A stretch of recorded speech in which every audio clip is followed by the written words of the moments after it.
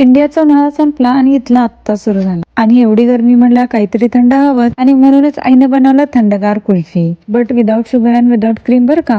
नमस्कार, मी प्रियांका आणि ही आहे माझी चकुली इवा आणि आम्ही एन्जॉय करतो ही मजेदार बट हेल्दी कुल्फी. त्यासाठी सर्वप्रथम मी दूध उकळून घेतला आणि त्यात घातली थोडीशी मिल्क पावडर आणि वेलदोडीची पूड.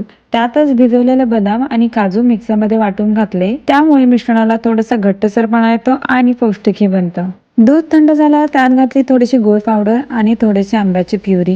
मँगो सीझन आहे ना, तो मँगो तर बनताय. हे सगळं छान मिक्स करून कुल्फी मोल्ड मध्ये ओतलं आणि 6 ते 8 तास फ्रीजर मध्ये सेट केलं. फारच मस्त लागली ही कुल्फी. साखर नसल्यामुळे टेस्ट कॉम्प्रोमाइज झाली असं काहीच वाटलं नाही. इवाला पण खूप आवडली. छान वाटलं एकदम, कुल्फी करताना पण आणि खाताना पण. एकदम लहानपणीची आठवण ताजी झाली. ते कुल्फीवाले काका आठवले.